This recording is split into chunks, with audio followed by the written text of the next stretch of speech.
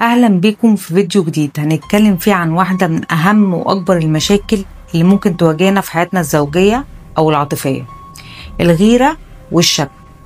الغيرة في حد ذاتها مش حاجة غلط، بالعكس ده أكبر دليل عن الحب، لكن لما تتعدى الحدود ممكن تقلب الحياة رأسا على عقب. النهاردة هنتكلم عن إزاي نتعامل مع الغيرة والشك لما يتحولوا لمشكلة كبيرة، إزاي نقدر نحلها ونرجع الثقة في علاقتنا. تابعوا الفيديو للنهاية علشان فيه كلام مهم جدا، وما تنسوش لايك وشير للفيديو عشان يوصل لكل الناس. أنا آسيا عبد الرحمن ودي النضارة السوداء، يلا بينا. قبل ما نبدأ فيديو النهاردة نصلي على سيدنا محمد عليه أفضل الصلاة والسلام، ويلا بينا نبدأ فيديو النهاردة. أول حاجة لازم نعرفها إن في فرق بين الغيرة الطبيعية والشك. الغيرة حاجة طبيعية بتحصل معانا كلنا لما جوزك أو خطيبك يغير عليكي. الغيرة دي بتكون نوع من الحماية أو الاهتمام، يعني لو بتكلمي زميلك في الشغل أو في الجامعة أو بتقضي وقت مع صحابك بشكل مبالغ فيه، أكيد هيغير عليكي لأنه بيحبك، وده طبعا عادي جدا. لكن الشك ده لما يكون خطيبك عنده يقين داخلي إنك إنسانة مش صريحة معاه أو مش مخلصة، بالرغم إنه مفيش دليل يثبت ده شعور بيهدم الثقة. لو وصلت لحد هنا في الفيديو اكتبيلي في التعليقات هل في حد بيواجه المشكلة دي؟ طيب ايه هي الغيرة الطبيعية والغيرة المرضية؟ الغيرة الطبيعية بتكون زي لحظة خطيبك أو جوزك بيديلك فيها إنذار لو بعدت عنه شوية أو انشغلت عنه، وده مش غلط، ده دليل على إنه مهتم.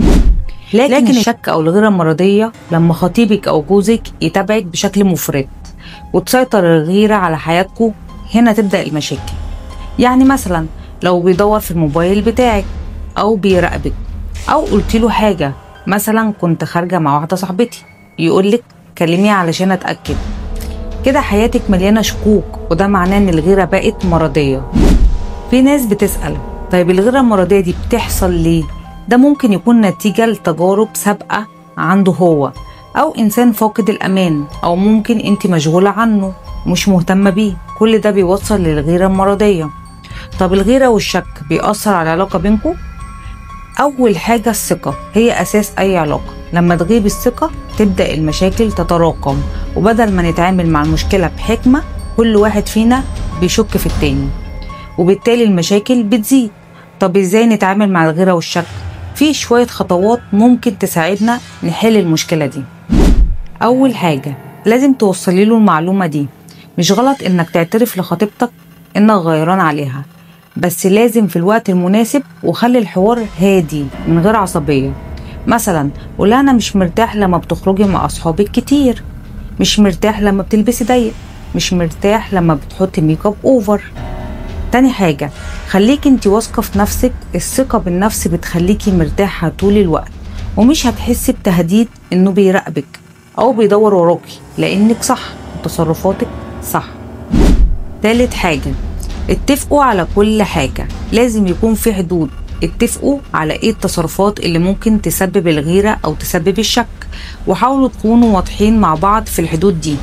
يعني مثلا ما تتكلميش مع شباب قرايبك، او ما تخرجيش مع اصحابك من غير اذني، او مش عايز يكون عندك اصحاب ولاد.